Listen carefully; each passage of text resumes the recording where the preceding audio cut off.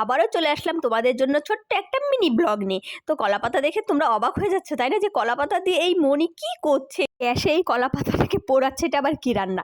আসলে আজকে হবে ভেটকি মাছের পাতুরি।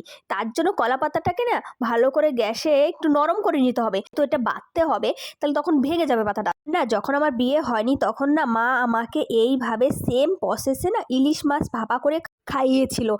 তারপরে না মশলার জন্য পেঁয়াজ, রসুন, আদা, কাঁচা লঙ্কা, একটু লবণ আর একটু সর্ষে দিয়ে ভালোভাবে পেস্ট করে নেব। আর এটা না একটু শিলনোড়ায় বাটে না বেশি টেস্টি লাগে, তার জন্য শিলনোড়ায় বাটা কমপ্লিট। তারপরে বাটিতে নিয়ে একটু হলুদ, আর আগে যেহেতু লবণ দিয়েছি তাই আর লবণ দেবো না, একটু সর্ষের তেল দিয়ে ভালো করে মাখিয়ে নেব। তারপরে মাছের সাইজ অনুযায়ী পাতাটাকে ভালো করে কেটে একটু হালকা তেল মাখিয়ে নেব, কারণ এটা যেহেতু ভাপা হবে আর তেলটা মাখালে একটু হালকা ভাজা ভাজা হবে, তাহলে অসুবিধা হবে না। তারপরে এই মাছগুলো দিয়ে মশলাটা দিয়ে একটু ভালো করে মাখিয়ে রাখবো। 5 মিনিট রাখার পর তেল মাখানো পাতার উপর একটু মশলা, তারপরে মাছ, তারপর হালকা একটু মশলা, তারপর এপাশ ওপাশ করে ভালোভাবে মাছটাকে নিয়ে ভালোভাবে সুন্দরভাবে বেঁধে নেব। তোমরা তোমাদের পছন্দ মতন বাঁধতে পারো, যাতে মশলাটা বাইরে না বেরিয়ে আসে। ঠিক ঠিক এমনভাবে সব কয়টা বেঁধে রেখে দিয়েছে। এই দেখো আমার বাঁধা কমপ্লিট। কড়াইতে হালকা তেল দিয়ে বেঁধে রাখা মাছটাকে কড়াইতে দিয়ে দেবো, আর এপাশ ওপাশ করে ভালোভাবে ভেজে নেবো। তারপর হালকা একটু ঢাকনা দিয়ে ঢেকে দেবো, যাতে হালকা একটু সেদ্ধ হয়, কারণ এই দেখো এইভাবে দুদিকে যখন পাতাটা পুড়ে যাবে তখন ভাববে রান্নাটা কমপ্লিট হয়ে গেছে। তো আমি এইভাবে খাই, তোমরা কে কে খাও এইভাবে অবশ্যই জানাবে, নাহলে খাবে।